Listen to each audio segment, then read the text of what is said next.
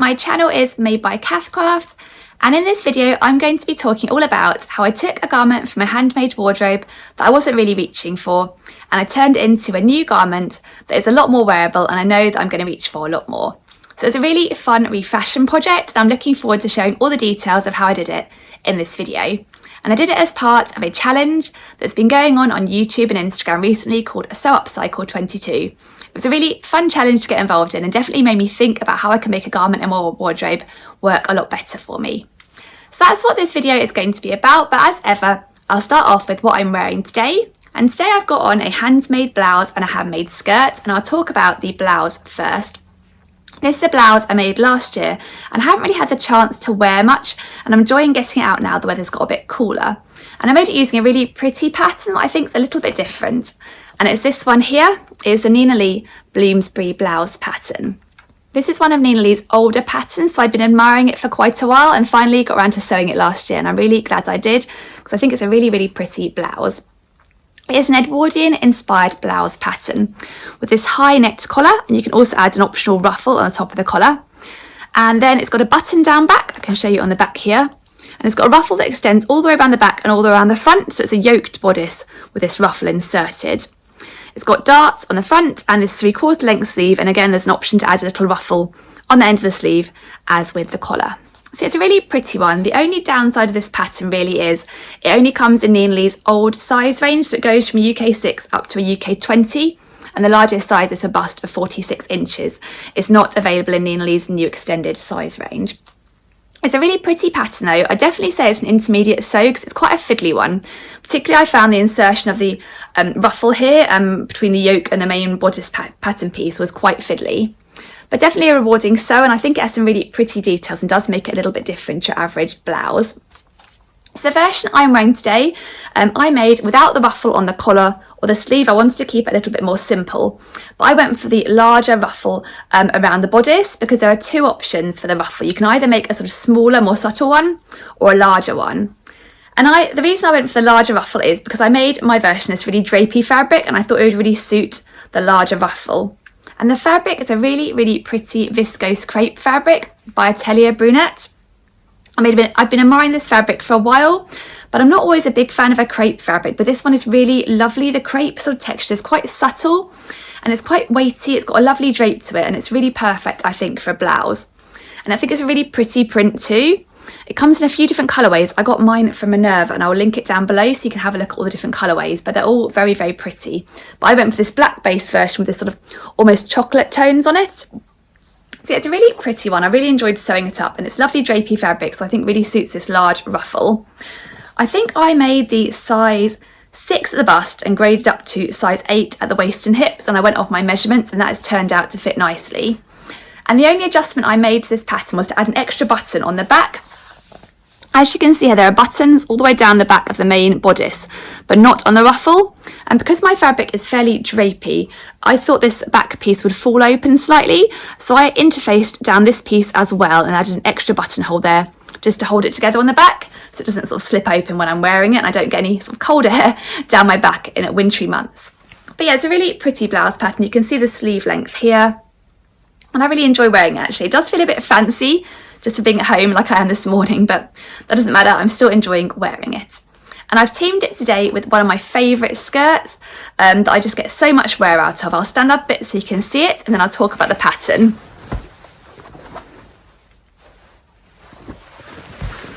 Yeah, this is probably my most worn skirt and it's this pattern here that I used to make it, the Brumby skirt pattern by Megan Nielsen.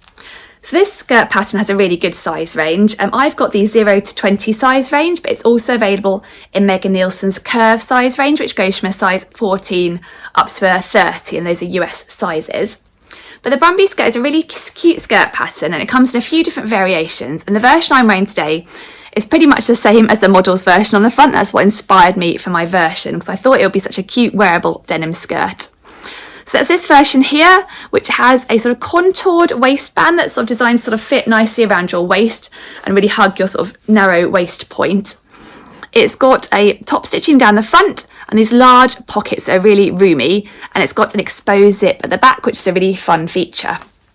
And I find Megan Nielsen patterns, the instructions are really good and they sew up really nicely. So this skirt was my first time tackling an exposed zip, but I found it came together really well. I think it's described as a 2 out of 5 skill level, but I would say you're definitely an intermediate pattern because it is a bit fiddly inserting that exposed zip. But it's a gathered skirt and I really like the look of a gathered skirt. I like the shape of a gathered skirt. And I made mine in this quite heavyweight denim fabric that I got quite a long time ago from a fabric shop that unfortunately has since closed down. But I think the Brumby skirt does work really well in the heavyweight denim fabric because it really does show off the shape and the gathering and the kind of cute shape of the skirt. I'll stand up again so you can see.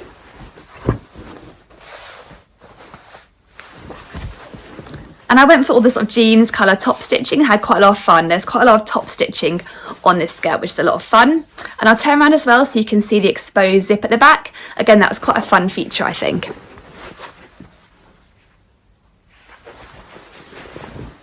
And in terms of sizing, like for the Nina Lee Bloomsbury blouse, I think I went on my sizing and I made a straight size 4, which is designed for waist 26 inches, hips 36 inches, which is bang on my measurements. And I'll put a picture up so you can see what this outfit looks like on. I find the Brumby skirt works with so many things in my wardrobe, and I think it looks quite cute with the Bloomsbury blouse that I'm wearing today. So that is what I'm wearing. But now I'll get on with sharing all the details of my refashion project. And I did this project as part of a sewing challenge that went on through the month of October on Instagram and YouTube called Sew Upcycle 22. It was run by Karen, who's So Little Time, and Becky, who's Notes in the Sewing Room. And it was a really fun, thrifty challenge where basically you had to take an old, unloved garment, either ready to wear or handmade, or an old piece of fabric that was in use as something or had been in use as something, for example, a curtain or a duvet cover, and transform it into a new wearable garment. So really thrifty challenge and definitely one to get you thinking. And everyone revealed their entries early this week on the 31st of October on Instagram using the Sew Upcycle 22 hashtag with before and after pictures of what they transformed. So it's a really cool hashtag. I definitely recommend having a look at it if you want some upcycling inspiration. So for me, I thought what I wanted to do for this challenge was have a look through my handmade wardrobe and see if I could find any garments that I really wasn't reaching for one reason or another, and get them out and have a think about why I wasn't reaching for them and what I could do to make them a lot more wearable. So I had a good look through my wardrobe and I came across a summer dress that I hadn't got out at all this summer. And we had a really lovely warm summer this year, so I had the opportunity to get out a lot of my summer dresses, but I just had kind of left this one in the wardrobe and hadn't reached for it. So it'd been languishing in there and I hadn't really thought about why I hadn't reached for it. So I got it out and tried it on. I had a good think about why it wasn't working for me and made some plans about how I could make it a lot more wearable. So the dress I chose was one I made using this pattern here, which is the plum dress pattern by Cocoa Crafts. So it's a really cute dress pattern for quite a relaxed, oversized fit baby doll style smock dress with a gathered skirt. And you can either make it as a winter version or a summery version. Both versions have this button down back, and then the winter version has these longer sleeves. And the summery version has this sort of dropped shoulder with this added ruffle on the sleeve, which I think is a really cute feature. And then the gathered skirt can either be made as a mini length or below the knee length. And I find this pattern sews up really nicely, as do all the Cocoa Crafts patterns I've tried. And it's got some really nice details to it. It's got inseam pockets you can add, a bias bound finish on the neckline, and just generally a really nice sew. And I'd made 2 versions of this dress. The first version I made, it was a summer dress version, and I made it using a royal blue double gauzed fabric, which I think worked really well for the plum dress. Firstly, the sort of simplicity of the blue fabric really showed off all the features, I think, like the ruffle sleeves. And also the body of the double gauze held the ruffle really nicely and made a really lovely feature of the sleeve, and just generally, I think gave the dress a really nice look and feel to it when I wore it. So I really loved my blue double gauze version, and I wear that a lot. So I decided to make a second version, and that's the one that I have refashioned. And for my second version, I really fancied the idea of giving the summer dress a go again, but in a viscose fabric, so trying it in a more of a drapey fabric.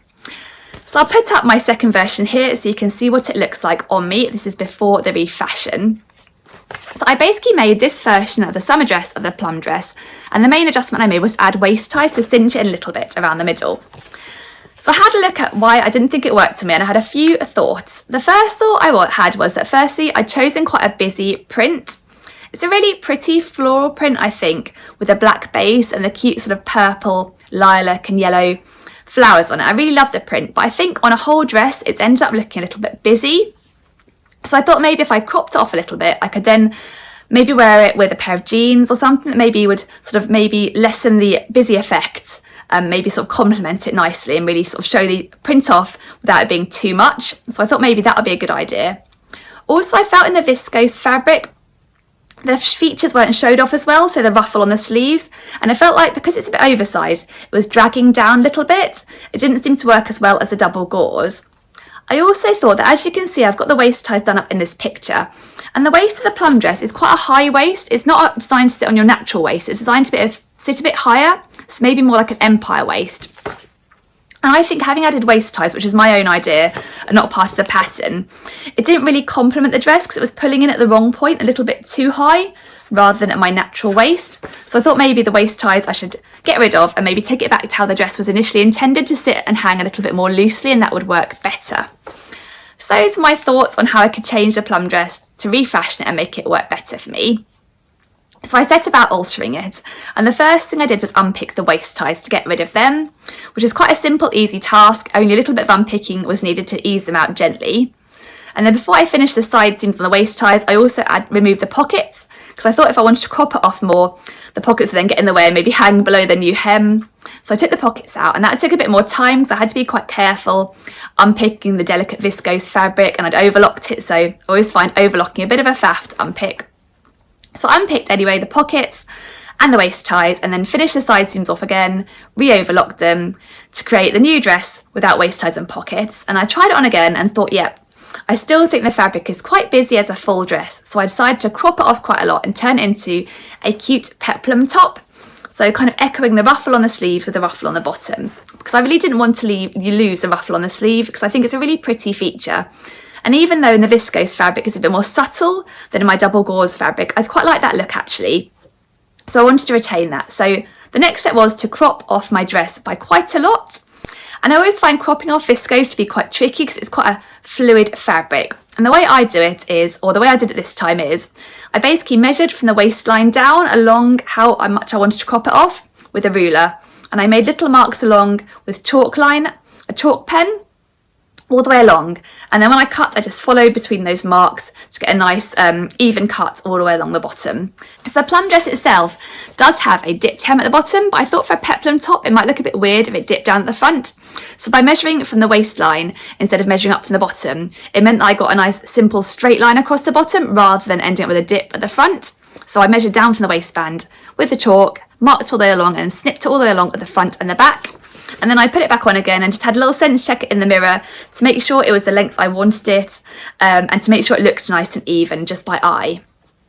So once I'd done that, I had a little think, decided I liked the length. I wanted to make it short but not really, really short, because I wanted to be able to wear it with a pair of sort of skinny jeans or shorts and it not sort of peak up too much above there and show too much flesh. So I decided on the length, and I basically hemmed it at that length and finished it off.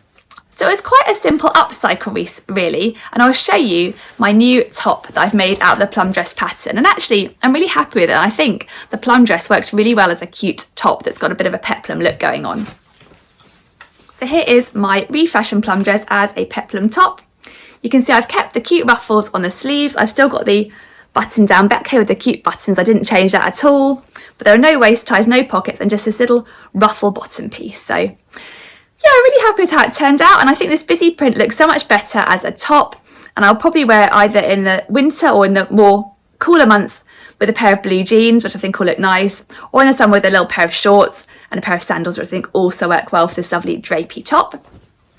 So I'll put in a video now so you can see me moving about in the top and see how it looks on and how it moves, and see all the top from the different angles. And I really like how it's turned out, so I'm really glad I took the plunge. It did feel a bit daunting taking the top and taking off so much length from it, but yeah, I really like how it's turned out. And actually, I think I'd really consider making this pattern again as a top version with a kind of little ruffle bottom, maybe in a plain fabric again, like my blue double gauze one, maybe a kind of double gauze in a different colour, because I think it works really well as a top too. So I'm really glad I gave it a go, and it does make me think I'd like to try some more upcycles. So I'm going to have a look at my wardrobe for any other garments that are a little bit unloved and have a look at them. So there might be some more upcycle projects that I have to share with you in the future too. So I hope you enjoyed hearing all about my refashion project and how I transformed a dress that I really wasn't reaching for and was sitting a bit unloved in my wardrobe and turned it into a top that feels a lot more me and that I know I'm going to get a lot more wear out of. I found the whole process really enjoyable, and it was nice to have a change from following a pattern step by step. Instead, stepping back and thinking how I can alter something to make it work better. It felt like a different skill and something I definitely like to try again going forward. So thank you very much for watching this video. If you've enjoyed it, then please do give it a thumbs up. And if you're new to my channel, then please do subscribe and press the bell icon so you'll be notified of my future videos, which may well include some more refashioning projects. I'm definitely going to head off to my wardrobe and have a look at other things I'm not reaching for and why I'm not wearing them and what I could do to make them more wearable. So thank you again for watching. I hope you have a great day and hopefully see you again soon. Bye!